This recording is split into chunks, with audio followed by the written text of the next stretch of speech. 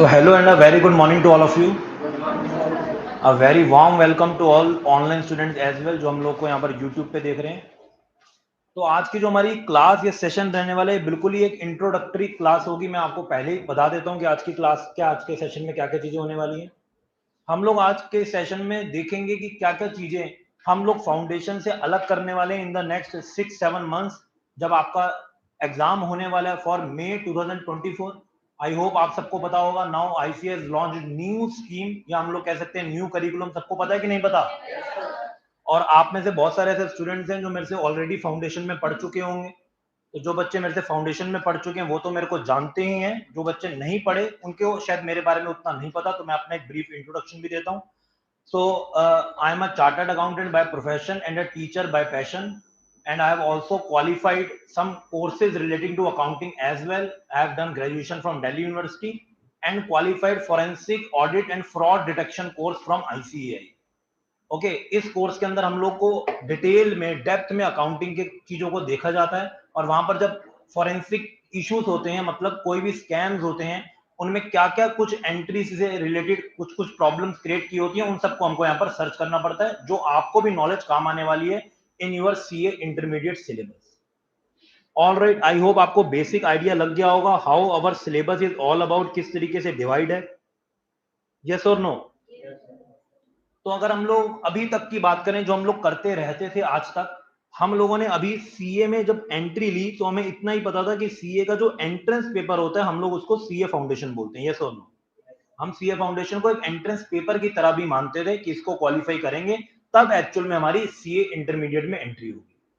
And now आप सब लोग सीए फाउंडेशन का एग्जाम दे के आ चुके हैं और अराउंड आपको 10-12 दिन हो चुके हैं कि नहीं हो चुके? Last exam was on 30th of June, तो अराउंड आज 12th जुलाई है, तो 10-12 दिन हम लोग आराम से एंजॉय रिलैक्स कर चुके हैं सब लोग. तो now it's a very very good time जिसमें हम लोग अपनी studies for next level that is intermediate start कर सकते हैं. And I have seen many times जो बच्चे अर्लियर स्टार्ट करते हैं उनका जो फोकस है वो बड़ा जल्दी बिल्डअप होता है, बिकॉज अब जब आप लोगों का रिजल्ट आने वाला होगा आप सारे सब्जेक्ट्स के लिए वेल अवेयर होंगे, थोड़ा बहुत आपके टॉपिक्स या कोर्स भी साथ साथ कंप्लीट हो चुका होगा, तो definitely you will having a edge over the other students who just join after the qualification of CA foundation. All right, तो सीए फाउंडेशन का जो हमने एग्जाम दिया, जो हमने पेपर्स पढ़े, यहाँ पर बहुत ही ज्यादा सिंपल सा स्ट्रक्चर था. और वो स्ट्रक्चर क्या था? यहाँ पर सिर्फ 4 पेपर्स थे और वो 4 पेपर्स आपको क्वालिफाई करने थे और यहाँ पर कुछ भी अलग चीज नहीं. लेकिन अगर हम लोग बात करें सीए इंटरमीडिएट की, अगर हम लोग बात करें सीए इंटरमीडिएट की, यहां पर जो आपका पूरा का पूरा सिलेबस है वो कैसे डिवाइडेड है? It is divided among groups. Group number 1 and group number 2. Group number 1 and group number 2, ये सब चीजें आप लोगों ने ऑलरेडी सुन ली होंगी, पढ़ ली होंगी, लिख ली होंगी या दिमाग में बिठा ली होंगी. ग्रुप नंबर 1 में आपको कितने पेपर्स के लिए प्रिपरेशन करनी? You have to prepare for 3 papers. And in group number 2 again you have to prepare for 3 papers. तो यहीं पर सबसे पहले तो एक आईसीआई ने चेंज किया, एंड दैट चेंजेस अर्लियर हर एक ग्रुप में कितने पेपर्स आपको करने होते थे? 4 papers. And now these 4 papers are replaced by only 3 papers. मतलब अगर हम टोटलिटी की बात करें तो जहां मैं पहले 8 पेपर देता था, अब वो मुझे सिर्फ यहां पर कितने देने हैं?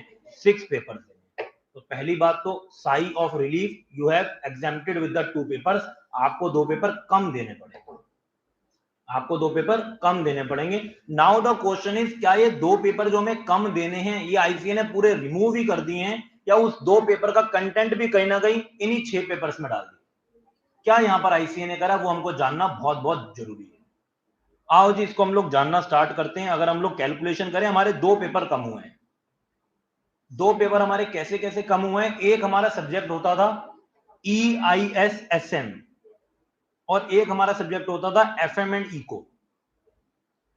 ऑल राइट, तो इको आप लोग फाउंडेशन में भी पढ़ लेते हैं, एंड आईसीआई कंसीडर्स कि उतना इको एक चार्टर्ड अकाउंटेंट के लिए इनफ है, तो उन्होंने जो इको वाला पार्ट है वो यहां से डिलीट कर दिया, और एंटरप्राइज इंफॉर्मेशन सिस्टम, जिसको हम लोग कुछ कंप्यूटर रिलेटेड नॉलेज बोलते हैं, कुछ सॉफ्टवेयर रिलेटेड नॉलेज बोलते हैं, उसको भी उन्होंने यहां से हटा दिया.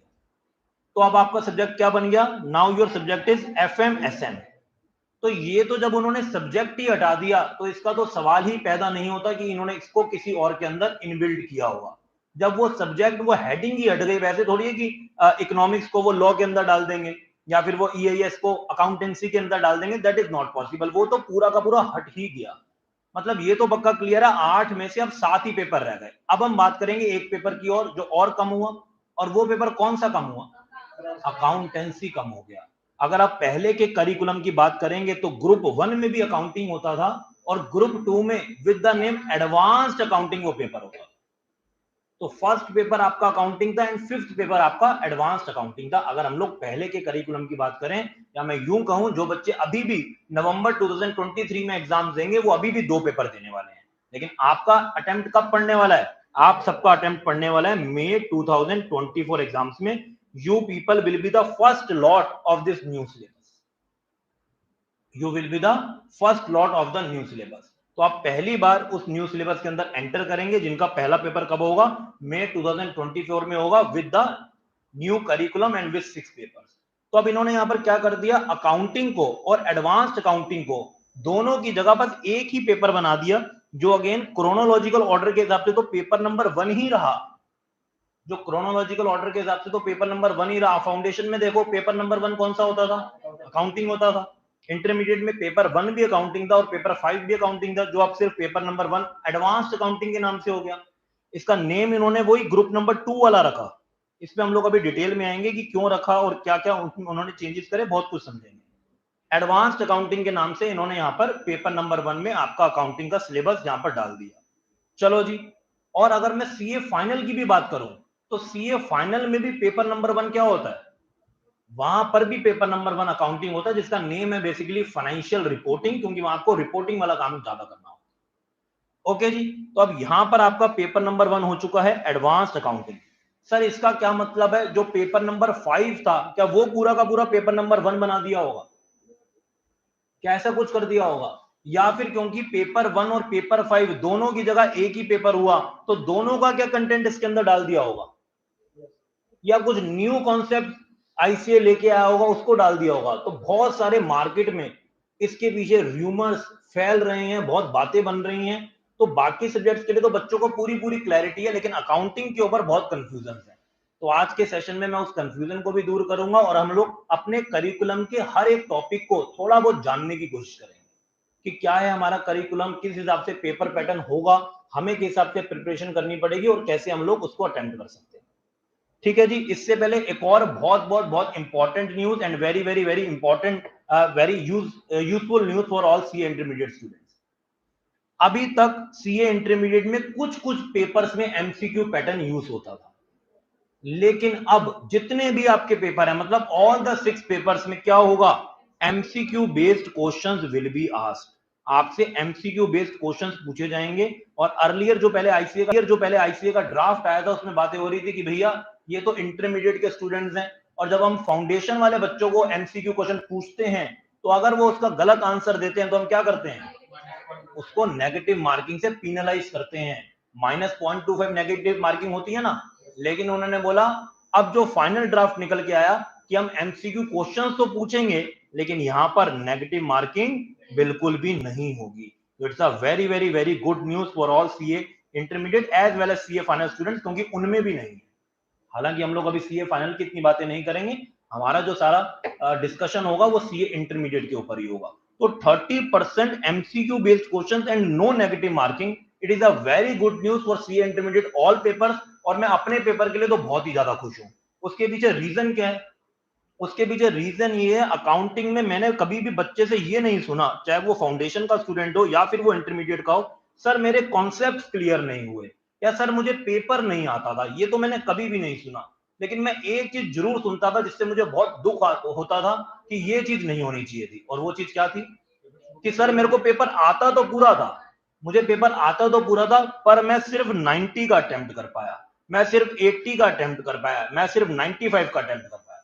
ये चीजें आपको हाई स्कोर करने से रोक देती थी, मतलब सुपर हाई स्कोर करने से रोक देती थी। ऑल्दो अकाउंटिंग में स्कोर सबका अच्छा ही आ जाता है, लेकिन बहुत अच्छा स्कोर करने से रोक देती थी, बिकॉज पूरा पेपर आपका डिस्क्रिप्टिव मोड में था और आपको पूरा 100 मार्क्स अटेम्प्ट करने के लिए 3 घंटे भी कभी कभार कम पड़ जाते थे। और मेरा ये मानना है, अभी तक जो हमारे पास इनिशियल डाटा आया है, जो इनिशियल न्यूज आई है, जो भी ड्राफ्ट निकल के आ रहे हैं, फर्स्ट इंस्टेंस के बेस पे मैं ये मान सकता हूं कि अगर ये 30% एमसीक्यू बेस्ड क्वेश्चंस आपके एग्जाम में डाल दिए जाते हैं तो आपका जो प्रोपोर्शनेटली टाइम इन 30 मार्क्स के पेपर को अटेम्प्ट करने में लगेगा वो काफी कम होगा। अगर यही मैं 30 मार्क्स के लिए आपको 10 मार्क्स के 3 क्वेश्चन दे देता सॉल्व करने के लिए तो आप ज्यादा टाइम लेते, ये मेरा ऐसा मानना है। क्योंकि अगर 30 मार्क्स में कुछ प्रैक्टिकल बेस्ड सिनेरियो भी एमसीक्यू बेस्ड क्वेश्चंस में पूछे जाएंगे तो कुछ थ्योरेटिकल बेस्ड सिनेरियो पे भी पूछे जाएंगे। और थ्योरेटिकल क्वेश्चन का फायदा ये होता है कि अगर आता है तो फटाफट से टिक करेंगे और नहीं आता तो 1 घंटा भी बैठे रहो तो आंसर नहीं आने वाला, जो मर्जी करो। और अगर आता है तो उसी टाइम हम लोग टिक करेंगे। मतलब कहने की बात ये, जो बच्चा पढ़ के जाएगा, क्योंकि अकाउंटिंग में सब कुछ आता ही होता है, लेकिन छूट जाता था क्योंकि टाइम कम पड़ता था, तो वो 30 मार्क्स के जो क्वेश्चंस हैं इसको बहुत जल्दी कर पाएगा और इसके बाद सिर्फ उसको 70 मार्क्स पे बाकी अपना डिस्क्रिप्टिव बेस्ड सॉल्यूशंस देने होंगे, तो पास करना तो और ही ज्यादा इजी हो जाएगा। यहां पर आप अच्छा खासा स्कोर करो तो बैलेंसिंग फिगर बचती कितनी है, कोई ज्यादा खास नहीं बचती। और अगर हम लोग बात एग्जामिशन की करें तो वो भी बहुत इजी हो जाएगा। तो ये अब आपके लिए बहुत स्कोरिंग पेपर होने वाला है। Is it clear to all of you, yes और no? Now come to the syllabus part, content part, curriculum part. यहां पर आईसीए ने क्या करा इसको हम लोग अच्छे से जानते हैं। अगर मैं आपको छोटी सी बात में सब कुछ समझाऊं तो यहां पर आईसीए ने आपका अकाउंटिंग का जो कोर्स है उसको ग्लोबल बनाने की कोशिश की है। उसको ग्लोबल बनाने की कोशिश की। आजकल आप बहुत सारे कोर्सेज सुनते होंगे ग्लोबल चार्टर्ड अकाउंटिंग से भी बेस, कि इंडिया की सीए कर रहे हो तो अच्छी बात है, नहीं तो आपके पास और भी ऑप्शंस हैं, सब्स्टिट्यूट्स हैं। अगर आपको बाहर जाना है तो आप सीपीए कर सकते हो, यूएस सीपीए, आप एसीसीए कर सकते हो, आप सीएफए कर सकते हो। तो ये सारे जो कोर्सेज हैं ये ग्लोबल एजुकेशन आपको प्रोवाइड करते हैं। यू ऑल नो, अगर हम लोग किसी भी प्रोफेशनल की बात करें, बी इट अ डॉक्टर, क्या डॉक्टर के लिए इंडिया से बाहर मूव करना इजी है या डिफिकल्ट है? बहुत इजी है। बिकॉज डॉक्टर को क्या काम करना है, डॉक्टर को ह्यूमन बॉडी पे काम करना है। और ह्यूमन बॉडी जैसे किसी इंडियन की यहां पे बिहेव करेगी, वैसे किसी अमेरिकन की बिहेव करेगी, वैसे किसी ऑस्ट्रेलियन की बिहेव करेगी, वैसे किसी और की बिहेव करेगी। तो उसको फर्क नहीं पड़ता कि वो सर्जरी इंडिया में कर रहा है किसी की, या फिर वो यूएस में कर रहा है, यूके में कर रहा है, या वर्ल्ड के किसी भी पार्ट में कर रहा है, उसको ज्यादा कुछ फर्क नहीं पड़ता। ऐसे अगर हम लोग सॉफ्टवेयर इंजीनियर्स की बात करें, इतने तो इंडिया में नहीं बैठे जितने बाहर बैठे हैं, यू ऑल नो। अगर हम लोग गूगल की बात करें, हम लोग माइक्रोसॉफ्ट की बात करें, किसी भी कंपनी की बात करें, उसमें इंडियन इंजीनियर्स की परसेंटेज सबसे हाई है। माइक्रोसॉफ्ट की बात करें, ऐसा क्यों है? क्योंकि उनको भी वहां पर एक्सेप्टेबिलिटी ज्यादा है। They can accept us because they know what we have learn, we can perform that activity in particular area also. हम कहीं पर भी काम कर सकते हैं, वी आर मूवेबल, हम मूवेबल प्रोफेशनल्स हैं। हम एक जगह से दूसरी जगह, हमको क्रॉस बॉर्डर टेरिटरी नहीं रोकने वाली। हम बॉर्डर स्पेसिफिक नहीं है कि मेरी सारी पावर्स, मेरी सारी ताकत मेरी ओन कंट्री में, ऐसा नहीं है। तो इसी को मद्देनजर रखते हुए हमारे आईसीए ने भी ये बहुत ही अच्छा स्टेप लिया और हमारे प्रोफेशन को भी एक ग्लोबल फॉर्म देने की कोशिश की। अब जो हमारा यहाँ पर बच्चा स्टडी करेगा वही स्टडी ग्लोबली बाकी इंस्टीट्यूट यहां पर पढ़ा रहा होगा।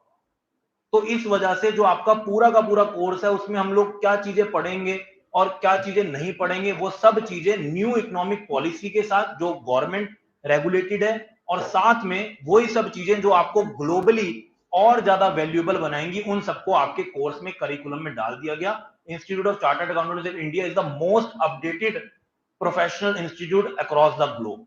तो हम लोग बहुत प्रोफेशनल है, अपने आप को बहुत जल्दी अपडेट करते हैं, इसलिए उन्होंने बहुत ज्यादा अपडेशन करा as per as accounting is concern. You all know, अगर हम लोग बात करते हैं चार्टर्ड अकाउंटेंट की, तो चार्टर्ड अकाउंटेंट को किस चीज से सबसे पहले जाना जाता है? उसको जाना जाता है अकाउंटिंग से। ये चार्टर्ड अकाउंटेंट है तो इसकी अकाउंटिंग तो बहुत अच्छी होनी चाहिए, उसमें तो कुछ क्वेश्चन मार्क रेज ही नहीं हो जाना चाहिए।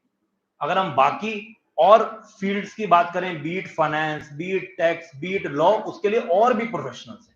उसके लिए सिर्फ चार्टर्ड अकाउंटेंट नहीं है, वो और भी प्रोफेशनल है, वो काम कर रहा है साइमल्टेनियसली। लेकिन अगर हम लोग अकाउंटिंग की बात करें तो जो अकाउंटिंग के लिए फोरमोस्ट हाईएस्ट प्रोफेशनल बॉडी है वो हमारा Institute of Chartered Accountants of India ही है।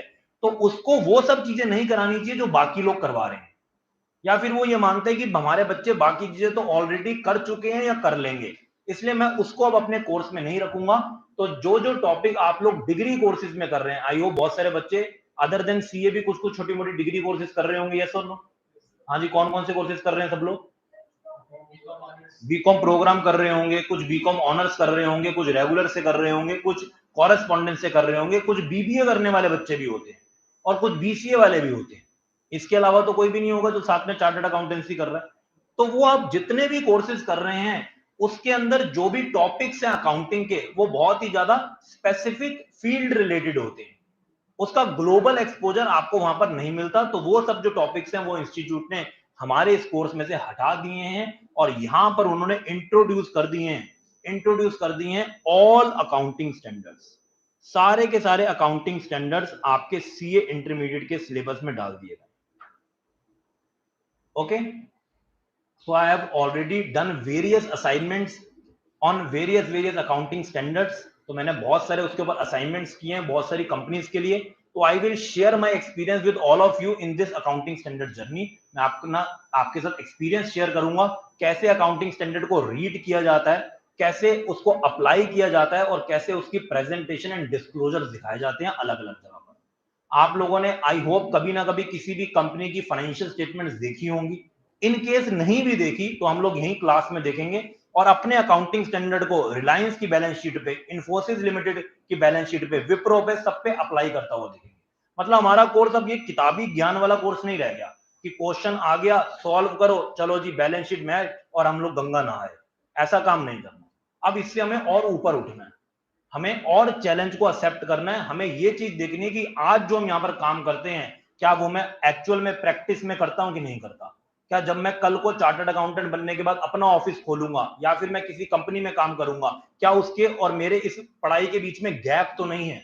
तो उस गैप को बिल्कुल खत्म करने की यहाँ पर कोशिश की गई है कि बच्चा जो यहाँ से पढ़ के जाएगा वो अगले दिन ही रेडी होगा फॉर इंडस्ट्री।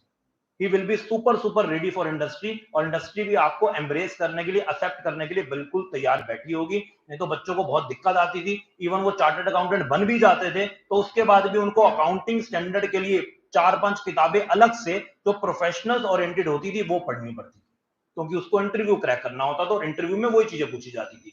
अब आपके कंटेंट में ही वो सारी चीजें डाल दी गई हैं कि once you qualified as a chartered accountant you are super ready to face any interview, to go in any industry and you are super available for everyone. इस तरीके से आपके कोर्स को डिजाइन किया which is a very wonderful thing. तो we must appreciate ICA for this wonderful.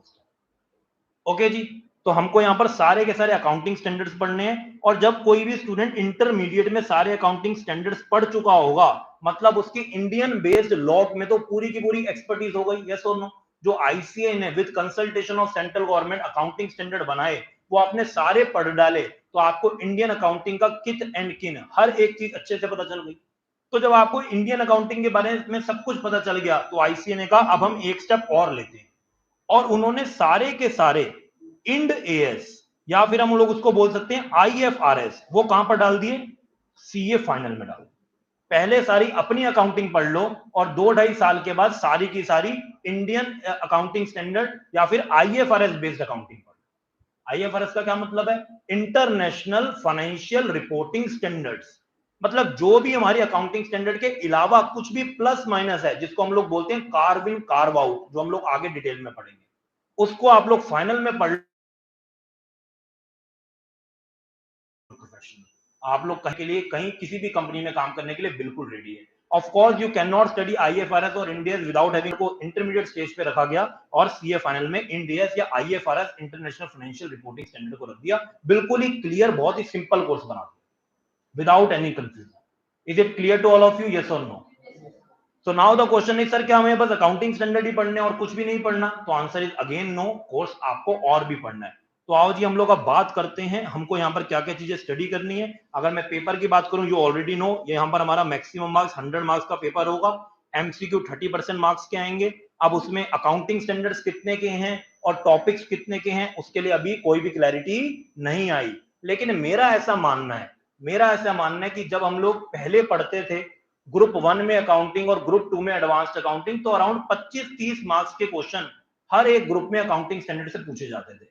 अब क्योंकि सारे के सारे अकाउंटिंग स्टैंडर्ड आपके एक ही पेपर में डाल दिए गए, मतलब ग्रुप 1 के भी और ग्रुप 2 के भी, तो दोनों की वेटेज को भी अगर मैं ऐड ऑन करूं तो अराउंड 55-60 के आसपास मेरे हिसाब से आपसे अकाउंटिंग स्टैंडर्ड्स के क्वेश्चन पूछे जाएंगे and remaining part will be your accounting.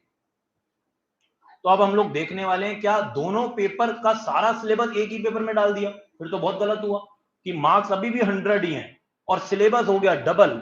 तो फिर तो पेपर भी 200 नंबर का होना चाहिए, 6 घंटे का होना चाहिए, वो तो हो नहीं रहा, एक ही पेपर हो रहा है और सिलेबस डबल हो गया। क्या इसमें आईसीए ने और कुछ चेंज किया? आओ जी, इसको हम लोग जानते हैं।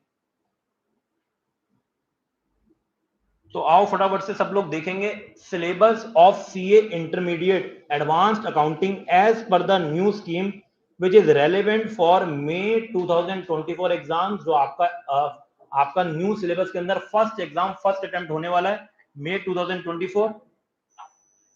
और इसमें क्या क्या टॉपिक्स हैं उसकी हम लोग पहले बात करते हैं। क्या क्या टॉपिक्स यहां पर आपको पढ़ने हैं? First topic is buyback of securities. हर एक टॉपिक के बारे में थोड़ा सा ओवरव्यू लेंगे जिससे आपको समझ में आएगी हमें फर्दर ऑन क्या पढ़ना होगा, और फिर हम लोग नेक्स्ट क्लास से किसी एक टॉपिक के साथ अपनी एडवांस्ड अकाउंटिंग की जर्नी को स्टार्ट करेंगे। बाय बैग ऑफ सिक्योरिटीज, इसको यहां पर क्यों डाला गया? देखो जी, अभी तक आपने पढ़ा था सीए फाउंडेशन में इश्यू ऑफ शेयर्स, या जिसको मैं बोल सकता हूं इश्यू ऑफ सिक्योरिटीज। तो कंपनी कैसे शेयर्स को इश्यू करती है वो तो आपने अच्छे से जान लिया, लेकिन क्या कंपनी खाली इशू ही करती है? Answer is no. कंपनी को over a period of time अपने शेयर्स को वापस भी खरीदना पड़ता है पब्लिक से। पहले पब्लिक को शेयर दिए, अगर किसी वजह से कंपनी को वापस लेने पड़ते हैं, वो क्या क्या वजहें होती हैं जब टॉपिक करेंगे तब आपको बताऊंगा। तो कंपनी क्या करती है? वापस से अपनी पब्लिक से शेयर को क्या करती है? बाय बैक कर लेती है। तो जब कंपनी बाय बैक करती है तो उसकी अकाउंटिंग क्या करनी है वो आपको जानना है। हम लोग जो भी टॉपिक पढ़ेंगे उसको 3 मोड बेसिस पे करेंगे, मतलब 3 सिस्टम 3 लेवल्स बेसिस पे करेंगे। कैसे करेंगे? क्योंकि अब हमको बेसिकली यहां पर कॉर्पोरेट अकाउंटिंग पढ़नी है। We are going to become a corporate accounting in future. Obviously हम किसी पर्टिकुलरली फील्ड में तो अकाउंटिंग नहीं कर रहे, हम तो कॉर्पोरेट लेवल्स के लिए कर रहे हैं, कंपनीज के लिए कर रहे हैं। तो यहां पर सबसे पहले हमको कॉर्पोरेट अकाउंटिंग सीखने के लिए क्या क्या करना पड़ेगा? हम सबसे पहले देखेंगे उसका लीगल स्ट्रक्चर क्या है, कि इस तरीके की अकाउंटिंग करने के लिए हमें लॉ क्या कुछ बोलता है। क्या कोई पर्टिकुलर सेक्शन में ऐसा लिखा हुआ है कि इस कंपनी में आपको ऐसी अकाउंटिंग करनी है? कोई ऐसा प्रोविजन है जो अकाउंटिंग के साथ मैच कर रहा है, टैली कर रहा है, या उसके बारे में बात करता है? आप याद करो, जब हम लोगों ने इश्यू ऑफ शेयर्स भी पढ़ा था तो भी हमने कुछ सेक्शंस के ऊपर डिस्कशन किया था कि सिक्योरिटी प्रीमियम रिजर्व का क्या सेक्शन होता है। हमने पढ़ा कि now issue of shares at discount is prohibited, we can not issue shares at discount. ये क्या हमारी अकाउंटिंग में पहले आया या लॉ के किसी सेक्शन में आया? लॉ के सेक्शन में आया, तब जाके हमने अकाउंटिंग में उसकी बात करी। तो सबसे पहले तो हम पढ़ेंगे उसका लीगल स्ट्रक्चर। क्या बायबैक ऑफ सिक्योरिटीज में कोई सेक्शन है जो बताता है बायबैक कैसे किया जाना चाहिए? आंसर इज यस, उसके लिए भी एक सेक्शन है जो हम लोग पढ़ेंगे। उसके बाद हम लोग देखेंगे प्रैक्टिकल सिनेरियो। उसके बाद हम लोग क्या करेंगे? प्रैक्टिकल सिनेरियो देखेंगे कि ये बस ये किताबी ज्ञान तो नहीं है, या ऐसा एक्चुअल में भी होता है। हम बायबैक के ऊपर एक्चुअल में प्रैक्टिकल सिनेरियो देखेंगे, 2-4 कंपनीज को थोड़ा सा एक्सप्लोर करेंगे जिन्होंने रिसेंट में बायबैक किया हो, बायबैक के बाद क्या क्या चेंजेस है उनकी कंपनी में, उन्होंने बायबैक क्यों किया था, ताकि आपको एक प्रैक्टिकल नॉलेज मिले। और बिल्कुल एंड में हम स्टार्ट करेंगे अपनी अकाउंटिंग का पार्ट। इसी तरीके से हमारा कोई भी टॉपिक स्टार्ट होगा। Make it very very clear. पहला काम क्या करेंगे? उस टॉपिक को लीगली आपके कोर्स में क्यों डाला गया, किसी सेक्शन के हिसाब से डाला गया होगा, उसको पढ़ेंगे। कुछ ऐसे टॉपिक्स हैं जिसपे कंपनीज एक्ट के प्रोविजंस लगते हैं, कुछ कुछ जगह पर सेबी के भी कुछ रूल्स लगेंगे, that is securities exchange board of India. वो क्या कहता है? जैसे आप लोगों ने एक और लॉ पढ़ा होगा, that minimum subscription of 90% is required for issue of share. ये कहां पर लिखा हुआ है? सेबी के रूल में लिखा हुआ है।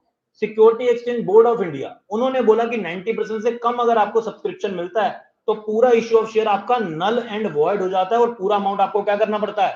आपको रिफंड करना पड़ता है। क्या ये सीधा अकाउंटिंग में आ गया और 90% की किसी ने फिगर बना दी? Answer is no. पहले वो लॉ में आया और लॉ के बाद उसको हम लोगों ने अपनी अकाउंटिंग में यूज किया। तो पहले लीगल स्ट्रक्चर पढ़ा जाएगा, फिर उसका प्रैक्टिकल सिनेरियो पढ़ा जाएगा, और उसके बाद हम लोग अपनी कोर एरिया में अपनी अकाउंटिंग की तरफ आएंगे। Clear to all of you?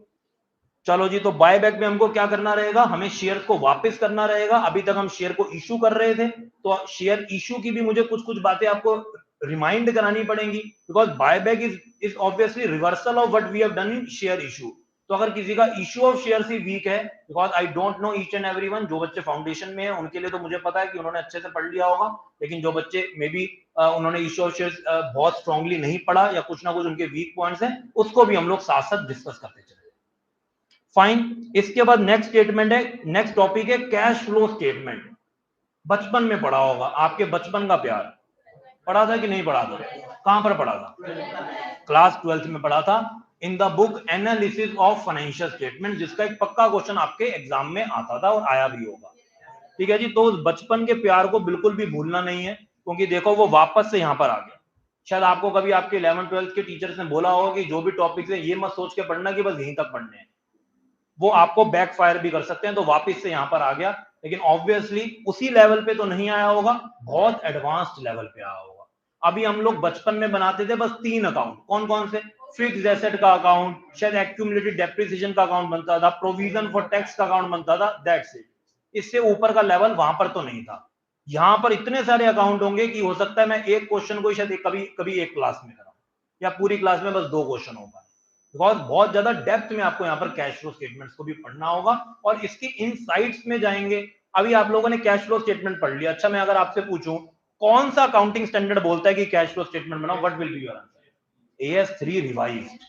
पता है सब लोगों को? तो देखो इसकी नॉलेज कहीं ना कहीं लॉ से आई, और साथ में कंपनीज एक्ट का भी कोई सेक्शन बोलता है कि आपको कैश फ्लो स्टेटमेंट बनाना पड़ेगा। हाँ जी, उसके अंदर भी उन्होंने, वो आप आगे पढ़ोगे, मैं अभी नहीं आपको बोल रहा कि आप उसका आंसर ही दो। उसके अंदर उन्होंने फाइनेंशियल स्टेटमेंट्स की डेफिनेशन, जो पहले सिर्फ बात करती थी कि स्टेटमेंट ऑफ P&L और बैलेंस शीट बना दो, हम मान लेंगे कि फाइनेंशियल स्टेटमेंट्स कंप्लीट हो गई, अब उन्होंने उसमें कैश फ्लो स्टेटमेंट को भी ऐड कर दिया। और उसके साथ उन्होंने एक statement of change in equity, कि इक्विटी के स्ट्रक्चर में अगर कोई चेंज हो रहा है उसकी भी आपको एक रिपोर्ट देनी पड़ेगी। So now cash flow statement is a mandatory statement, जो पहले कभी ऑप्शनल होती थी। तो पहले तो किसी कंपनी को बनवानी है तो बनवाए, नहीं बनवानी तो नहीं बनवाए, वो उसके इंटरनल डॉक्यूमेंटेशन के लिए मेमोरेंडम बुक की तरह काम करते थी, लेकिन अब तो वो उसके लिए कंपलसरी हो चुकी है। तो आप खुद जान सकते हैं कि इसकी कितनी ज्यादा इंपॉर्टेंस है। अब कल को क्लाइंट इसके लिए आपको अलग से फीस भी देगा, ये फ्री में करने वाला काम नहीं है। पहले फ्री में था, पहले ऑप्शनल था, अब तो मैंडेटरी है, उसको करवाना ही है, और आपसे करवाएगा तो आप उससे फीस चार्ज करोगे। तो ये भी आपके लिए बहुत ज्यादा इंपॉर्टेंट टॉपिक बन जाता है। ओके जी, आगे चलते हैं। Preparation of financial statement, very very important. यहां तो आप इसको एक बार पढ़ोगे, फाइनल में भी पढ़ोगे, पास कर जाओगे, उसके बाद पूरी जिंदगी भर आपको यही काम करना है, टिल योर लाइफ टाइम आपको यही काम करना है। अगर आप ऑब्वियसली अकाउंटिंग फील्ड से जुड़े रहते हो टिल योर लाइफ टाइम, वो मैं मान के चलता हूं, जब सीए बन जाओगे तो जुड़े ही रहोगे कहीं ना कहीं। तो ये तो आपको करना ही करना है, प्रिपरेशन ऑफ फाइनेंशियल स्टेटमेंट। और किसकी फाइनेंशियल स्टेटमेंट? Obviously company. तो कंपनी की बैलेंस शीट कैसे बनाई जाती है, क्या शेड्यूल 3 बोलता है, और क्या उसका फॉर्मेट है, क्या उसके हेड हैं, क्या उसके सब हेड हैं, क्या उसके डिस्क्लोजर हैं, क्या उसके नोट्स टू अकाउंट्स हैं, कैसे उसका स्टेटमेंट ऑफ P&L बनता है, कैसे उसकी एप्रोप्रिएशंस होती है, कैसे उसकी फॉर्मेटिंग होती है, ईच एंड एवरीथिंग, बिल्कुल छोटी से छोटी और बड़ी से बड़ी चीज हम लोग इसके अंदर समझेंगे, बिकॉज ये वाला टॉपिक हमारे लिए हर टॉपिक पे इंपैक्ट डालेगा। फॉर एग्जाम्पल, हम बायबैक ऑफ सिक्योरिटीज कर रहे हैं, उसके बाद क्वेश्चन बोलेगा आपने पूरा क्वेश्चन सॉल्व कर दिया, एक बार कंपनी की बैलेंस शीट बना दो आफ्टर बायबैक। तो बैलेंस शीट बनानी है तो फिर प्रिपरेशन वाला टॉपिक इंपॉर्टेंट हो गया। तो ये टॉपिक इंडिपेंडेंट भी है और सबके ऊपर डिपेंडेंट भी है। इसके बाद आप और भी कोई टॉपिक पढ़ोगे तो वो एंड में बोल देगा बैलेंस शीट बनाओ। अगर बैलेंस शीट बनानी सीखी ही नहीं इस टॉपिक में, तो बाकी टॉपिक में बैलेंस शीट बनाएंगे। So that's why it is very very important. Clear to all of you? तो यहां पर हम लोग क्या करने वाले हैं, कंपनी की पूरी बैलेंस शीट बनाएंगे और उसको चेक करेंगे कि जो एक्चुअल में बैलेंस शीट बन रही है रिलायंस की या TCS की या किसी भी कंपनी की, हम वही काम कर रहे हैं या हमारी, ऐसा तो नहीं है बुक्स में कुछ अलग पढ़ रहे हैं और प्रैक्टिकली कुछ अलग किया जाता है। तो आपको आंसर मिलेगा 100% वही काम होगा। यहाँ पर आप क्वेश्चन सॉल्व करके अभी मार्क्स के लिए काम कर रहे हैं, कल वही काम आपको प्रैक्टिस में, जॉब में, जहां पर भी करोगे वो काम आपको करना। ओके जी, आगे चलते हैं। Next is internal reconstruction. क्या टॉपिक का नाम है? इंटरनल, मतलब अपने आप में ही करना है, एक्सटर्नली कोई पावर आपको चेंज नहीं करवा रही। और रिकंस्ट्रक्ट करना, अपने आप को दोबारा से बनाना है। रिकंस्ट्रक्शन का क्या मतलब होता है? दोबारा से क्रिएट करना। तो ऐसा क्यों किया जाता है? यहां पर कंपनी जनरली क्या करती है, अपनी पुरानी गलत चीजों को ठीक करती है, मतलब पुरानी जो चीजें हैं सफाई करती है। जब दिवाली के दिन आते हैं आप घर पे क्या करते हो? सबको मिल जाते हैं झाड़ू पोछा कि नहीं मिलते? सबको मिल जाते हैं और कहते हैं भाई खड़े हो जाओ स्टूल पे, वो जाले उतारो, यहाँ सफाई करो, स्टोर रूम में जाओ, और पूरे घर की सफाई आपसे करा देते हैं। चाइल्ड लेबर बन जाते हैं हम लोग घर पे। ओके, तो यहाँ पर भी हमको वही काम करना है, कंपनी की यहाँ पर हमें सफाई करनी है। सफाई करने का मतलब देखना है कि कहीं कोई डेटर ऐसे तो नहीं है कि वो हर साल बस डेटर में दिखते ही रहते हैं, ना उनसे पैसा आ रहा है और शायद अब पैसा आने भी नहीं वाला। अगर नहीं आने वाला अब उसको उठा के बाहर फेंको, अब उसको राइट ऑफ करो। कुछ एसेट्स और हैं जो हमारी बुक्स में बार बार दिखती रहती हैं, पता भी नहीं वो फिजिकली हैं भी कि नहीं है, पर क्योंकि पहले से आ रही हैं हर साल हम उसको कैरी फॉरवर्ड करते रहते हैं। तो अगर वो है ही नहीं तो उसको ठीक करो। क्रेडिटर्स के कुछ नाम पिछले 10 सालों से दिखाई दे रहे हैं, मिस्टर शाम को हमने 10,000 रुपए देने हैं, अगले साल फिर देने हैं, हम भी नहीं देते, वो भी नहीं मांगते, पता भी नहीं वो हैं कि नहीं है, ट्रेसेबल भी हैं कि नहीं है। अगर नहीं है तो उस पर क्लैरिटी लो और उसको भी हटाओ या पेमेंट करो, जो भी करना है। तो जो भी ओल्ड बैलेंसेस हैं, क्या वो अभी भी बुक्स ऑफ अकाउंट्स में रहने लायक हैं या उनको हटा देना चाहिए? वो हम लोग काम कहां पर करेंगे? इंटरनल रिकंस्ट्रक्शन करेंगे। कभी कभी सेबी या कंपनी एक्ट बोलता है कि भैया अगर आपको शेयर इशू करना है तो ऐसे नहीं करने देंगे, हमें तो अभी आपकी बैलेंस शीट पे भरोसा ही नहीं है, आपकी जो बैलेंस शीट बन रही है वो बस बनती चली जा रही है, एक बार इंटरनल रिकंस्ट्रक्शन करो, उसके बाद बैलेंस शीट लेके आओ, फिर जनता पब्लिक वो बैलेंस शीट देखेगी, उसको विश्वास होगा तो आपको 90% का सब्सक्रिप्शन दे देगी, और अगर नहीं होगा तो आप अपने घर, हम अपने घर, पब्लिक अपने। तो वो फॉल्स बैलेंस शीट तो ओल्ड चलती चली जा रही है, विंडो ड्रेसिंग के थ्रू या किसी भी वजह के थ्रू उसको ठीक करना जरूरी है, और ट्रू वैल्यू पे आज की पोजीशन पे आपको उन सब चीजों को लाना पड़ेगा। वो हम लोग कहां पर पढ़ेंगे? इंटरनली।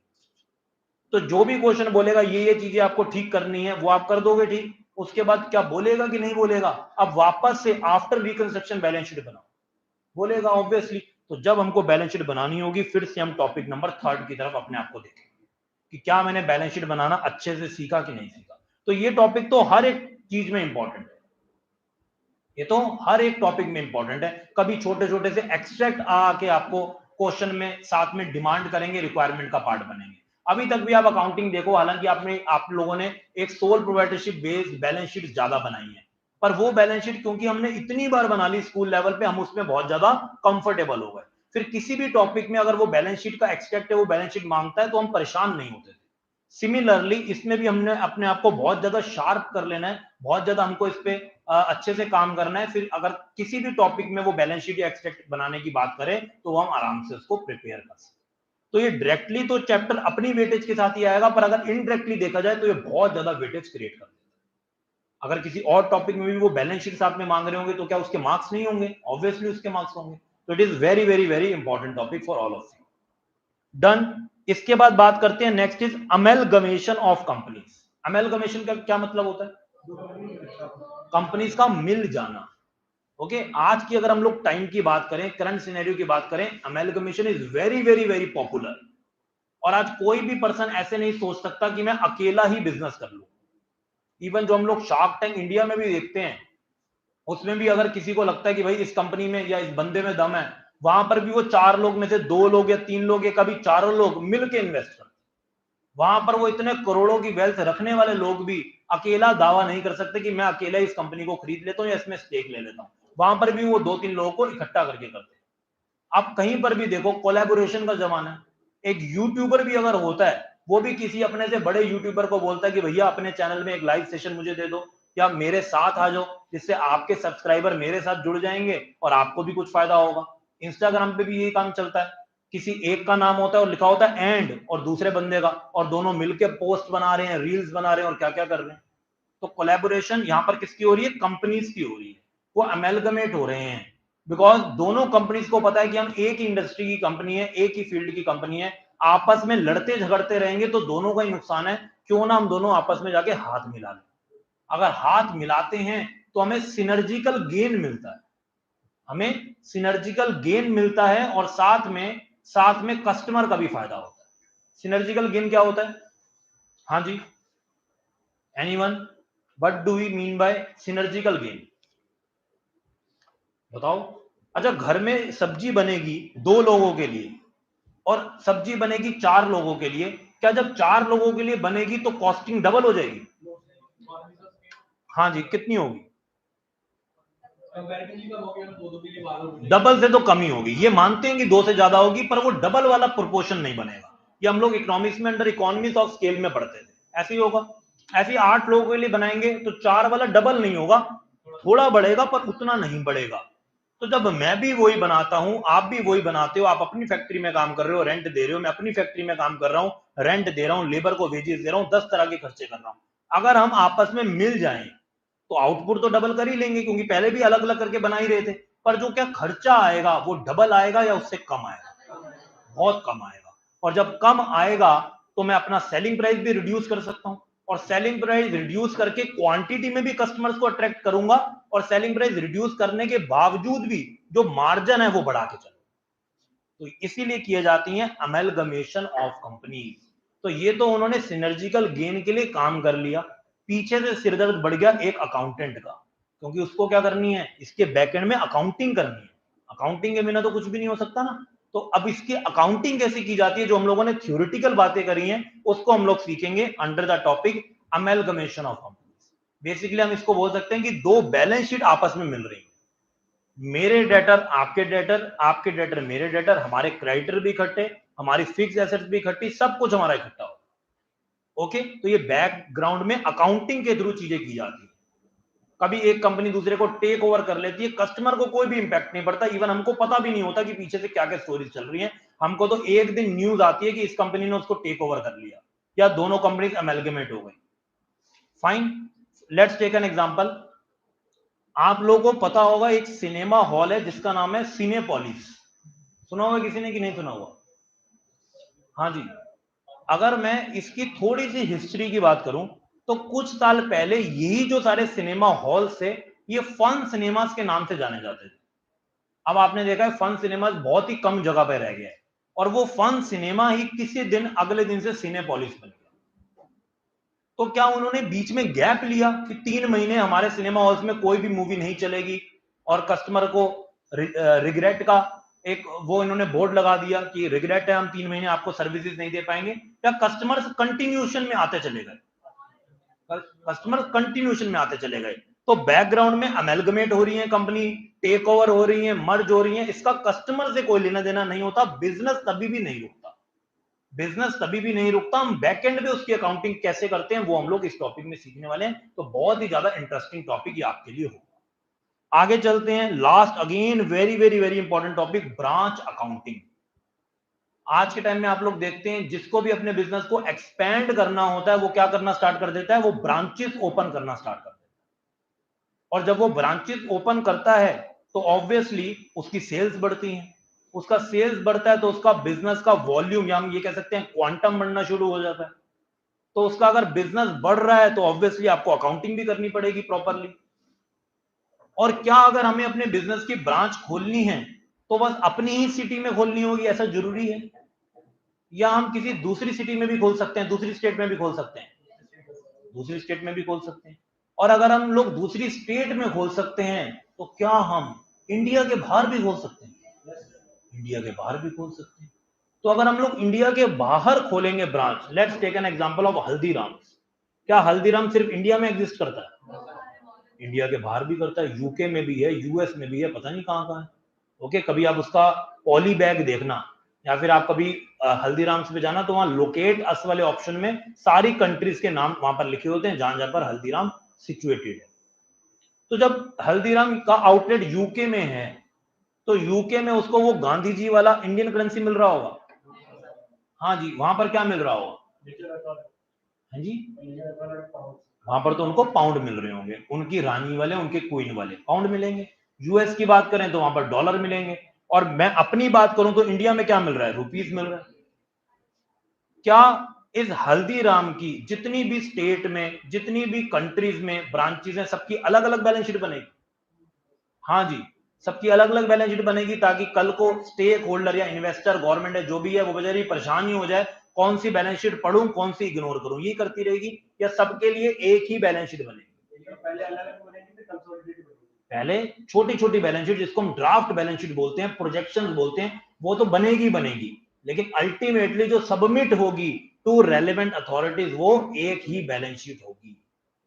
तो अब मेरे लिए बड़ी दिक्कत है, यूके में तो हल्दीराम कमा रहा है पाउंड, यूएस में कमा रहा है डॉलर, और मुझे बैलेंस शीट बनानी है कंसोलिडेटेड इकट्ठा करके, ऑब्वियसली मेरा हेड ऑफिस इंडिया में है तो रुपीस में बनेगी। तो अब मैं क्या करूं? तो यहां पर मुझे इन करेंसीज को क्या करना पड़ेगा? कन्वर्ट करना पड़ेगा इन इंडियन रुपीस। मुझे इनको कन्वर्ट करना पड़ेगा इन इंडियन रुपीस। मैं उनसे पूछूंगा बताओ जी कितना रेवेन्यू फ्रॉम ऑपरेशंस हुआ, कितना सेल्स हुआ? वो कहेंगे इतना डॉलर में हुआ, मैं गूगल करूंगा और देखूंगा आज की डेट पे डॉलर का रेट कितना है और उस रेट पे उस करेंसी को अपनी कंट्री की करेंसी में कन्वर्ट करूंगा। तो यहाँ पर आप कन्वर्जन के रूल्स भी सीखेंगे। तो अगेन वेरी वेरी मतलब बहुत ही बड़ा टॉपिक है और बहुत कुछ सीखने को आपको यहाँ पर मिलेगा। और ये भी एक फर्स्ट स्टेप है towards making you for a global accountancy. यहाँ पर भी आप ग्लोबल बनना शुरू होते हैं कि आपके पास कोई क्लाइंट आएगा और वो कहेगा मेरी कुछ ब्रांच तो इंडिया में, कुछ 4 ब्रांचें बाहर है, मना कर दोगे, काम नहीं कर सकता क्योंकि मैंने तो बस इंडिया के बारे में अकाउंटिंग पढ़ी है। आंसर इज नो, हमको तो काम करना है क्योंकि अगर वो हमको ही देखता है as a last professional in India, हमारे से ऊपर वो किसी प्रोफेशनल को नहीं देखता। और अगर उसको हमसे भी वो असिस्टेंस नहीं मिली तो वो बेचारा कहाँ जाएगा। तो हमको तो उसको पूरी की पूरी सर्विसेज देनी है, पूरी असिस्टेंस देनी है। तो यहाँ पर हम लोग इंडिया के बाहर कैसे हमारी हेड ऑफिस जो इंडिया में लोकेटेड है उसकी किस तरीके से ब्रांचेस के अंदर ट्रांजेक्शन होती हैं और कैसे हम उसको अपनी बुक्स ऑफ अकाउंट्स में रिकॉर्ड करते हैं, is a very very very important topic जो आप लोग यहाँ पर देखें। तो अभी तक जो आप अकाउंटिंग सीख रहे थे ना, वो ऐसे सीख रहे थे कि उसमें आपके पास 11th में कुछ बेस था, 12th में कुछ बेस था, फाउंडेशन में उसी में थोड़ा बहुत ऊपर नीचे करके थोड़ा डेप्थ में हमने अपने फाउंडेशन को पढ़ लिया और कुछ वहां पर न्यू टॉपिक्स भी थे। यहाँ पर हर एक टॉपिक आपको न्यू देखने को मिलेगा। यहाँ पर कुछ भी आपकी ओल्ड अकाउंटिंग वाला बहुत ज्यादा इधर नहीं आने वाला। यहाँ पर आपको हर एक चीज बिल्कुल न्यू तरीके से पढ़नी पड़ेगी, एक न्यू माइंडसेट के साथ पढ़नी पड़ेगी, अपने अंदर एक रिस्पॉन्सिबिलिटी, एक डिफरेंट रोल और एक प्रोफेशनल वाली आपको फील लेके आना पड़ेगा कि ये जो भी मैं टॉपिक पढ़ रहा हूं, हर एक टॉपिक अपने आप में करियर ऑप्शन है। कुछ लोग ऐसे हैं जिनके पास फुर्सत ही नहीं है कुछ और काम करने की, वो सिर्फ ब्रांच अकाउंटिंग ही करते हैं। आप खुद मुझे बताओ, एक बंदे को इस ऐसी कंपनी का काम मिल गया, क्या वो और कोई काम कर पाएगा? ऐसी बड़ी कंपनी का काम मिल गया जिसकी 10-20 ब्रांचेज है, वो और कोई काम कर ही नहीं सकता। पहले उसकी अकाउंटिंग करेगा, उसके बाद उसकी ऑडिटिंग भी करेगा, तो सारा काम तो उसी के बाद इसका हो गया, वो और कुछ कर ही नहीं पाएगा। ऑल्दो ये भी मैं आपको बता देता हूं कि आप कंफ्यूज ना हो, जो बंदा किसी भी एंटरप्राइज की एंटिटी की अकाउंटिंग करता है वो उसकी ऑडिटिंग नहीं कर सकता, क्योंकि ये तो वही बात हो गई, पेपर भी मैंने किया और चेक भी मैं ही कर रहा हूं, मैं फेल कहां से होऊंगा? बल्ले बल्ले ही होगी, पास ही होंगे सब लोग, तो वो काम नहीं कर सकते। लेकिन लेकिन लेकिन इसका लूप होल क्या है, इसका हैक क्या है? क्योंकि अकाउंटिंग करने पर हमें किसी भी तरीके की कोई सर्टिफिकेशन या कोई साइनिंग नहीं देनी पड़ती, इसीलिए वो अकाउंटिंग मैं कर रहा हूं या मेरे ऑफिस में हो रही है या किसी और के ऑफिस में हो रही है, ये कोई पता कैसे लगाएगा? There is no way that anyone can detect कि अकाउंटिंग कौन कर रहा है और ऑडिटिंग कौन कर रहा है। सारी साइनिंग एक्सेट्रा कहां पर होती है? जब हम उसका एग्जामिनेशन करते हैं, जब हम उसका ऑडिटिंग करते हैं। और आपके पास कोई भी क्लाइंट आएगा वो दो दो जगह पर नहीं जाएगा, वो तो आपके पास आ गया तो सब कुछ आप ही से करवाने आएगा। हम कहीं पर भी जाते हैं आजकल तो आपको दिखता है एवरीथिंग अंडर वन रूफ, होता है कि नहीं होता? एक ही रूफ के अंदर आपको सब कुछ मिल रहा है, कपड़े भी मिल रहे हैं, ग्रोसरी भी मिल रहा है, कॉस्मेटिक्स भी मिल रहा है, सब कुछ मिल रहा है। तो यहाँ पर वो दो दो जगह क्यों जाएगा? तो उसकी अकाउंटिंग भी हम ही करेंगे और अल्टीमेटली उसकी ऑडिटिंग भी हम ही करेंगे, सब कुछ हमारे कंट्रोल में होगा, टैक्स वाला काम भी हम संभालेंगे, everything lies with us. Similarly हम लोग मान लेते हैं किसी स्कूल का आपको काम मिल गया, बहुत सारे स्कूल्स हैं, इंडिया की बात करें, डीपीएस स्कूल मिल गया, डीपीएस की कितनी ब्रांचेस होंगी इंडिया? पता ही नहीं कितनी होंगी, बहुत ज्यादा होंगी। ऐसे बहुत सारे स्कूल है। मैं डीएवी की बात करता हूँ, शायद आपने नाम सुना होगा डीएवी स्कूल का। डीएवी की कितनी सारी ब्रांचेस है, पहले तो दिल्ली में ही देख लो, फिर पूरे इंडिया में देखें तो कितनी सारी है। वो काम भी नहीं संभाल सकता, उसको उसके लिए भी टीम्स बनानी पड़ेंगी। तो मतलब हर एक टॉपिक अपने आप में एक पूरा का पूरा करियर ऑप्शन है। ओके जी, बाय बैक जब किया जाता है तो बहुत प्लानिंग के साथ किया जाता है। कब बाय बैक किया जाए तो इसके लिए भी आपको अलग से रखा जाएगा। प्रिपरेशन ऑफ फाइनेंशियल स्टेटमेंट तो आप देख ही लो, जो भी प्रिपेयर करते हैं फाइनेंशियल स्टेटमेंट, जब आपकी फाइनेंशियल स्टेटमेंट के लास्ट के पेज होते हैं तो वहां आपको सीएस के नाम दिखेंगे, उसके बाद तो वो किसी और की बैलेंस शीट बना ही नहीं सकते।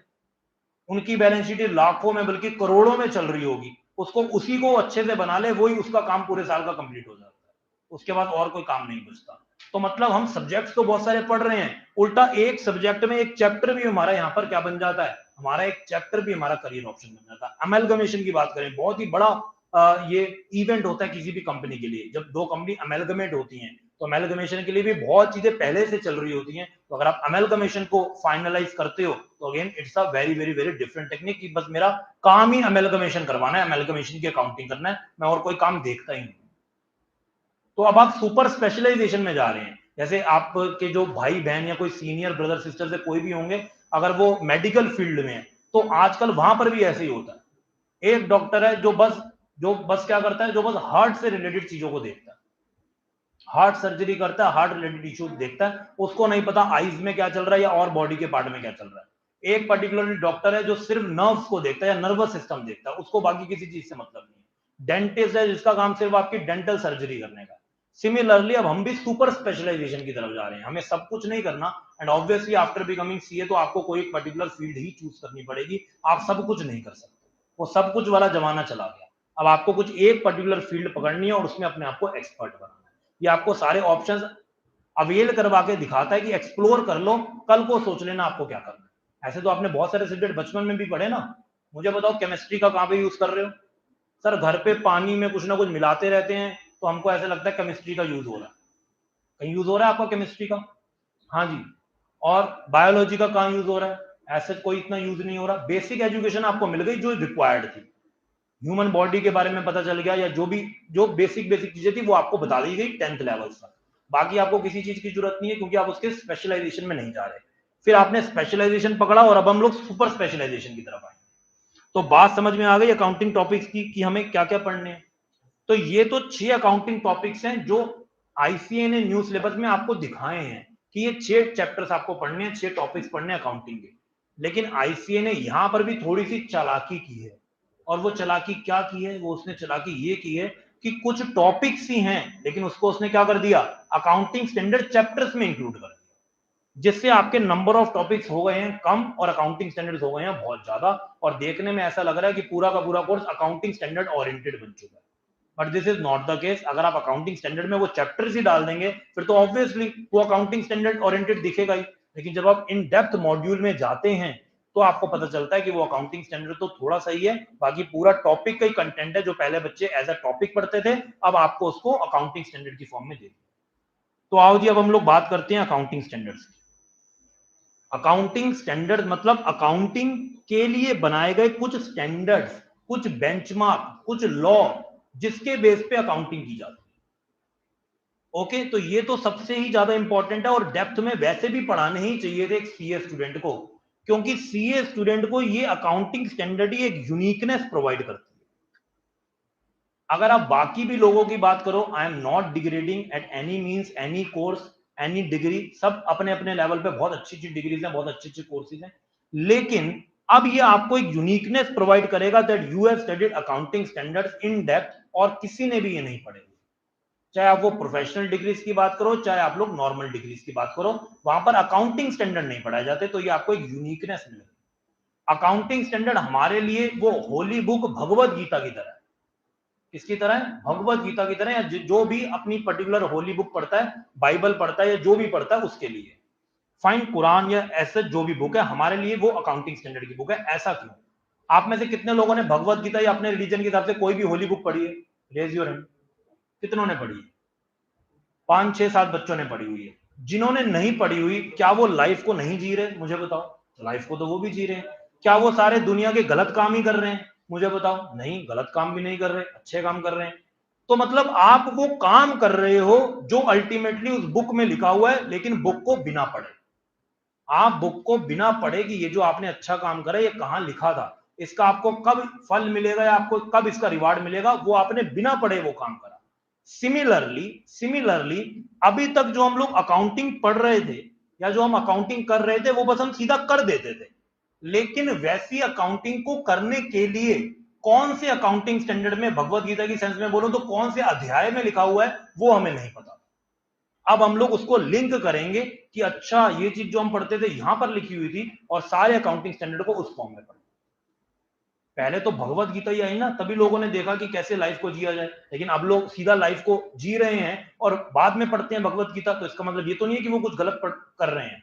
सिमिलरली हम अकाउंटिंग कर चुके हैं और अब हम लोग उसको देखेंगे कि कौन से अकाउंटिंग स्टैंडर्ड में इसके बारे में लिखा था और उसको और डिटेल में पढ़ें। Is it clear to all of you? मैंने आपको एक छोटे से वे में बता दिया कि अकाउंटिंग स्टैंडर्ड की क्या रेलेवेंस है एक चार्टर्ड अकाउंटेंट के लिए और एक चार्टर्ड अकाउंटेंट स्टूडेंट के लिए। ये हमारे लिए एक होली बुक की तरह है, इसके बिना हम आगे चल ही नहीं सकते, हमको इसी से जाना पहचाना जाए। और ये कौन बनाता है? ये हमारा खुद का प्यारा सा institute, institute of Chartered Accountants of India, with the consultation of central government बनाता है। अब देखो इसके आगे प्लस सीजी तो ना ऐसे ही किया जाता है, उनको इज्जत, उनको सम्मान देने के लिए, उनको रिस्पेक्ट देने के लिए। सच्चाई क्या है वो मैं आपको बता देता हूं। सीजी ने कभी भी आईसीए के थ्रू बनाए हुए किसी भी अकाउंटिंग स्टैंडर्ड के ड्राफ्ट को रिजेक्ट नहीं किया। मतलब जो हम लोग ड्राफ्ट लेके जाते हैं, जो हम प्रपोजल लेके जाते हैं फाइनेंस मिनिस्ट्री के पास, एमसीए में, मिनिस्ट्री ऑफ कॉर्पोरेट अफेयर्स में, अभी जो है हमारे निर्मला सीतारमण जी, उससे पहले जितने भी फाइनेंस मिनिस्टर रहे थे, वो सीधा सीधा हमारे आईसीए मेड स्टैंडर्ड्स को अप्रूव करते हैं, वो उसको बिल्कुल भी चेंज नहीं करते। कारण ये है, चेंज कैसे करेंगे? चेंज करने के लिए उनमें से भी तो किसी को पढ़ा होना पड़ेगा अकाउंटिंग स्टैंडर्ड। और मिनिस्टर को कभी इंडिया के अंदर उस बेसिस पे नहीं बनाया जाता कि ये बंदा फाइनेंस मिनिस्टर बन रहा है तो पहले तो इसको फाइनेंस की पूरी नॉलेज होनी चाहिए। नहीं जी, जहां पर भी किसी को सेट करना कर देते हैं, और पता चलता है किसी दिन पूरी कैबिनेट चेंज हो गई, तो क्या वो वाले दूसरे मिनिस्टर को एकदम से दूसरी मिनिस्ट्री की पूरी नॉलेज हो गई? Answer is no. तो किसी को भी बना दिया जाता है फाइनेंस मिनिस्टर, और जो लोग होते हैं एक्चुअल फाइनेंस फील्ड के, वो पता चलता है रेलवे मिनिस्टर बने हुए हैं या कुछ और बने हुए हैं।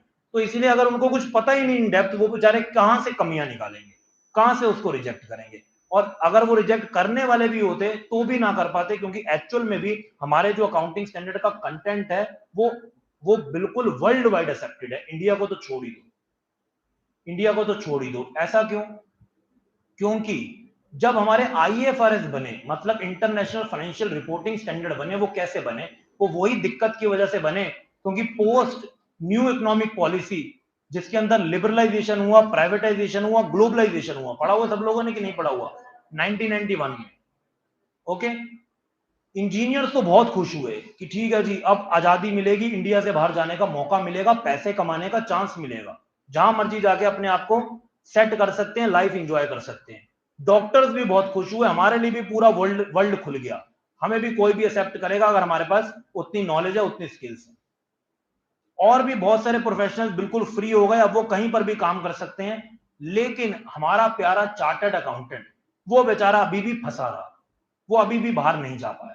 और हमारा अकेले का नहीं, किसी भी कंट्री का, हर एक कंट्री का जो अकाउंटेंट थे, चार्टर्ड अकाउंटेंट थे, वो लिमिटेड रह गए in their own country. What could be the possible reason? क्या रीजन रहा होगा? Difference in accounting standard, absolutely correct. हर कंट्री का डिफरेंट अकाउंटिंग स्टैंडर्ड था, तो कोई भी प्रोफेशनल किसी भी कंट्री में जाके काम करने लायक ही नहीं था। अभी उसको पता ही नहीं था, जर्मनी वाले जर्मन अकाउंटिंग स्टैंडर्ड पढ़ रहे हैं, इंडिया में आके क्या काम करेंगे?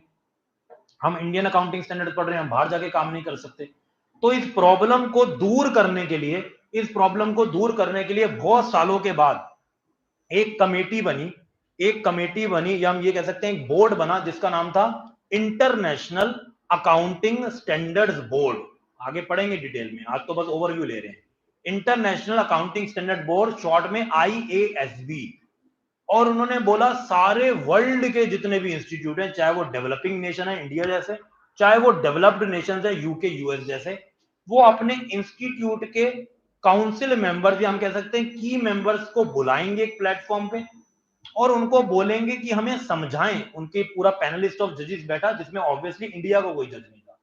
उनको बिठाया गया और बोला हर कोई पर्सन अपनी कंट्री के अकाउंटिंग स्टैंडर्ड को रिप्रेजेंट करेगा, समझाएगा, और उसको पीपीटीज के थ्रू सबको एक्सप्लेन करेगा। तो धीरे धीरे बारी आई, सबने अपने अकाउंटिंग स्टैंडर्ड की अच्छाइयां बताई और एक्सप्लेन करा ये अकाउंटिंग स्टैंडर्ड क्यों है, क्यों नहीं है। और ये काम कम से कम 3-4 महीने चला, ये पूरा काम 3-4 महीने चलता चला गया। और उसके बाद लास्टली जो इंटरनेशनल फाइनेंशियल रिपोर्टिंग स्टैंडर्ड्स तैयार हुए, उसमें जो सबसे ज्यादा कंटेंट था वो कौन सी कंट्री का? वो था इंडिया का। तो it was a very proud moment for us at that point of time कि हमारे अकाउंटिंग स्टैंडर्ड को सबसे ज्यादा जगह मिली है आईएफआरएस में, इंटरनेशनल फाइनेंशियल रिपोर्टिंग स्टैंडर्ड्स। जब आप लोग फाइनल में पढ़ेंगे तो आप देखेंगे जो हम यहाँ एएस पढ़ रहे हैं लगभग लगभग वही है, थोड़ा बहुत प्लस माइनस के साथ, तो आपके लिए भी इजी हो गया। तो हम तो नेचुरल ही ग्लोबल प्रोफेशनल्स बन रहे थे, हम तो इससे पहले ही ग्लोबल प्रोफेशनल्स बन रहे थे। अच्छा, what could be the possible reason कि हमारे अकाउंटिंग स्टैंडर्ड को सबसे ज्यादा जगह क्यों मिली हो? हमने जजेस को पैसे खिला दिए होंगे। हाँ जी, फिर क्यों मिली हो? हमारे स्टैंडर्ड बहुत ज्यादा डेप्थ में है, और क्या हो सकता है? फ्लेक्सिबल है। ओके जी, और एनी अदर रीजन? ऐसा कोई तो रीजन होगा ना कि डेवलप्ड नेशंस के भी अकाउंटिंग स्टैंडर्ड्स बिल्कुल भी इतने ज्यादा आईएफआरएस के पार्ट नहीं बने जितने हमारे बने। हमारे तो कई अकाउंटिंग स्टैंडर्ड पूरे कॉपी पेस्ट हुए हुए आईएफआरएस में। You will get to know, जब आप पढ़ेंगे तो आपको बहुत अच्छा लगेगा। अभी तक तो हम जो भी लॉ, जो भी एक्ट पढ़ रहे थे, पता चलता था ये अंग्रेजों ने एक्ट बनाया था जी। सब टीचर्स बोलते थे यार अंग्रेजों ने एक्ट बनाया, हमारे में तो बस कॉपी पेस्ट हो गया। पढ़ा है आपने ऐसे कभी कि नहीं पढ़ा? इंडियन कॉन्ट्रैक्ट एक्ट आप लोगों ने पढ़ा। जो कंपनीज एक्ट था पहले वाला 1956 वाला, क्या 1956 में लोग बैठे हुए थे एक्ट बनाने के लिए? नहीं, वो सारा का सारा ब्रिटिशर्स का एक्ट उठा लिया और जहां पर वो पाउंड पाउंड था वहां पर आरएस लिख के आगे चला दिए, क्योंकि तब तो रुपये का सिंबल भी नहीं था। तो पूरा का पूरा इनहेरिटेड फ्रॉम ब्रिटिश गवर्नमेंट। हमारा एक्ट कब दूसरे लोग इनहेरिट करेंगे? तो वो कब करा? जब अकाउंटिंग स्टैंडर्ड को मूव ऑन करा into international financial reporting standard. My question is again same, that what could be the possible reason कि इंडियन अकाउंटिंग स्टैंडर्ड को सबसे ज्यादा वहां पर जगह मिली? बताओ जी। I have got the answer but not complete answer. और ज्यादा मुझे इस पे एक्सप्लेनेशन चाहिए और आपके और ज्यादा मुझे व्यूज चाहिए। बताओ जी। आईसीआई ने अपना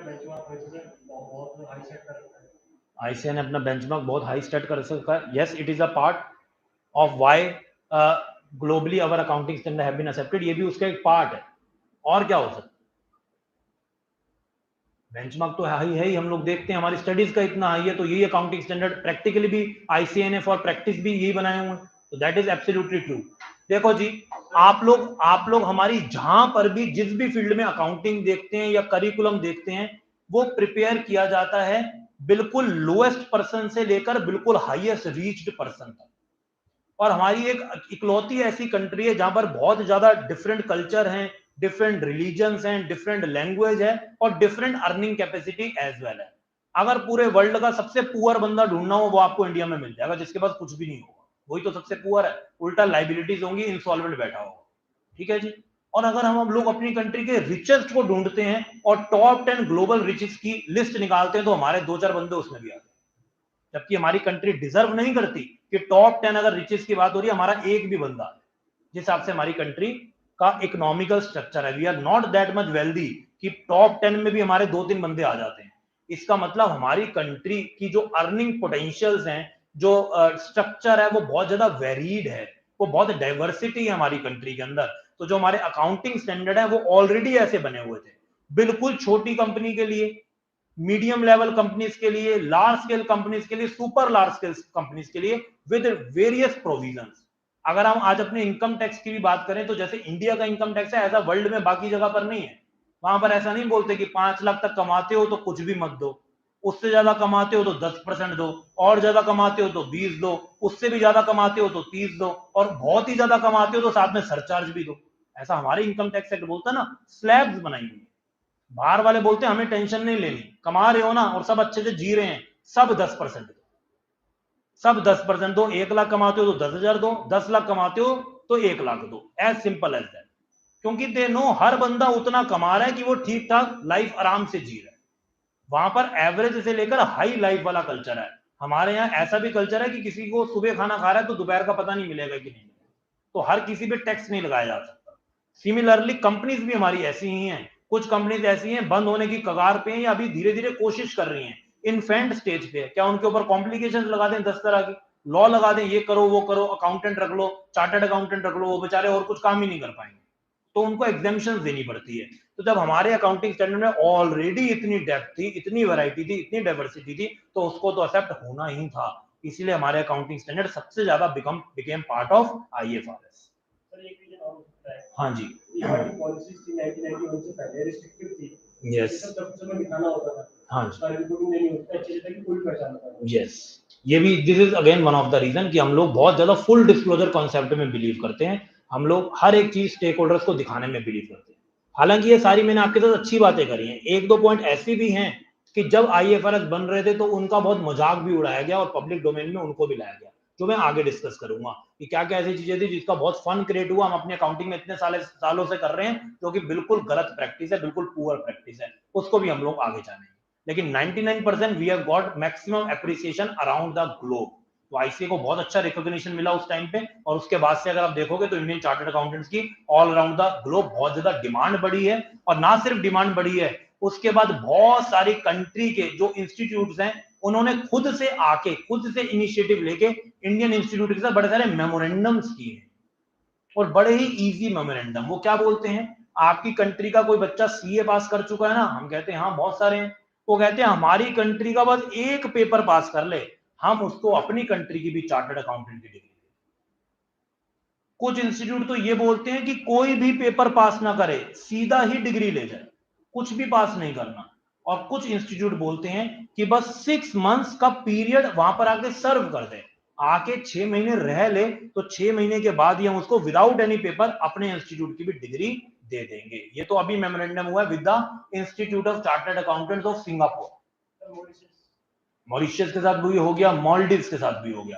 तो ये सारी की सारी कंट्री खुद आ रही हैं, हम नहीं जा रहे, हम नहीं जा रहे उनको बोलने कि हमको आपकी कंट्री का चार्टर्ड अकाउंटेंट बनना है, हमारे मेंबर चाहते हैं कि आपकी कंट्री का भी चार्टर्ड अकाउंटेंट बने, तो हमें बताओ क्या प्रोसीजर है। वो जा ही नहीं रहे, वो खुद आ रहे हैं हमारे पास।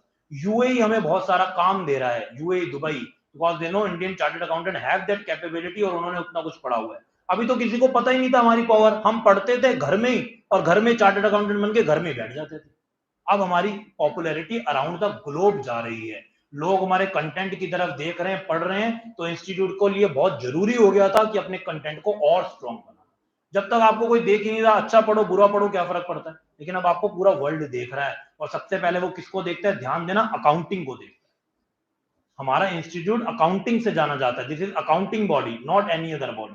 तो अकाउंटिंग में आपको इतनी ज्यादा साउंड होना है, इतनी ज्यादा ग्रिप कर लेनी है कि आपके ऊपर कोई भी क्वेश्चन रेज ना करे, क्योंकि बाहर का पर्सन जो भी आपको देखता है ऐसा मान के चलता है कि मेरे अकाउंटिंग के जो भी क्वेश्चन होंगे इस सामने वाले बंदे के पास उसके सारे जवाब।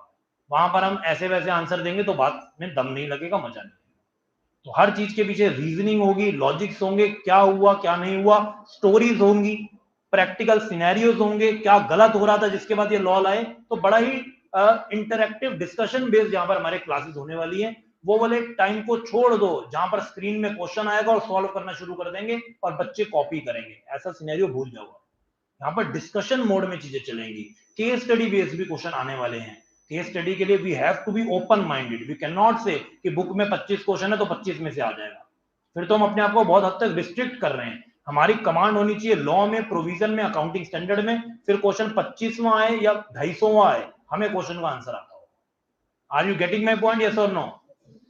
चलो जी आगे चलते हैं, आगे चलते हैं और हम लोग बात अब करेंगे कि अकाउंटिंग स्टैंडर्ड में हमें क्या क्या चीजें पढ़नी है। बहुत शॉर्ट में करेंगे ताकि हमको थोड़ा सा बस आइडिया लग जाए। सबसे पहले हम लोग बात करेंगे इंट्रोडक्शन कैसे हुई, जो मैंने आपको थोड़ा बहुत वैसे ही ओवरव्यू दे दिया कि अकाउंटिंग स्टैंडर्ड कैसे कैसे क्रिएट हुए, क्या उसके ऑब्जेक्टिव थे और कैसे उसको बनाया जाता है। Framework for preparation and presentation of financial statement, again it has to be linked with the preparation of financial statement topic, तो हम ये इसके साथ करेंगे। अच्छा, कुछ कुछ जो हमारे अकाउंटिंग स्टैंडर्ड है ना, उसको हम लोग अपने टॉपिक के साथ करेंगे क्योंकि वो लिंक्ड है उसके साथ। तो दो दो बार अलग अलग माइंडसेट लेके चलना, टाइम भी ज्यादा लगेगा, लिंक भी नहीं कर पाएंगे, सो इट्स बेटर हम दोनों को साथ में पढ़ रहे हो। ओके जी। इसके बाद applicability of accounting standard, accounting standard किन किन कंपनीज पे एप्लीकेबल हैं, किन पे नहीं है, कहां पर एग्जामिशन है, उनको हम लोग पढ़ेंगे। देन AS1, यहां से आपकी बेसिकली अकाउंटिंग स्टैंडर्ड की शुरुआत होती है।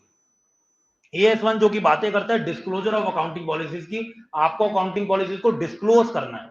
पर द क्वेश्चन इज कब डिस्क्लोज करना है, क्या सब कुछ ही लिख के दे दें क्या? इतना टाइम होगा पढ़ने वाले के पास? किस तरीके से लिख के दें कि उसकी अंडरस्टैंडेबिलिटी डेवलप हो, वो हमारे फाइनेंशियल स्टेटमेंट पे रिलाय कर सके, और कुछ कुछ चीजों को आप नहीं भी दिखाओगे तो भी काम चलेगा। That we will study under the accounting standard 1, disclosure of accounting policy. Second is valuation of inventories. अब you all know closing stock is to be valued at dash और dash whichever is lower, बताओ जी।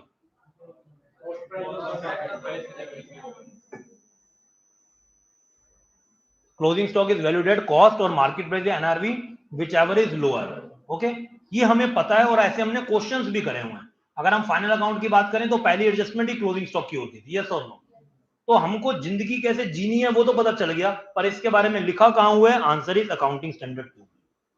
Valuation of inventory कैसे की जाती है, हमने वो पढ़ लिया कि करना क्या है, लेकिन लिखा कहां है वो हमने नहीं पढ़ा। तो ये तो बस हमने एक छोटी सी बात पढ़ी that closing stock is valued at cost और NRV whichever is lower. Stock में भी बड़ी सारी वैरायटी होती है, raw material, WIP, finished good, और भी पता नहीं क्या क्या। तो इन डेप्थ बेसिस पे पढ़ेंगे जब हम लोग कर रहे होंगे accounting standard number 2, valuation of inventory. जबकि इन्वेंट्री की अकाउंटिंग हम लोग पढ़ चुके हैं कि नहीं पढ़ चुके? हमने तो इसकी अकाउंटिंग कहां पर पढ़ ली?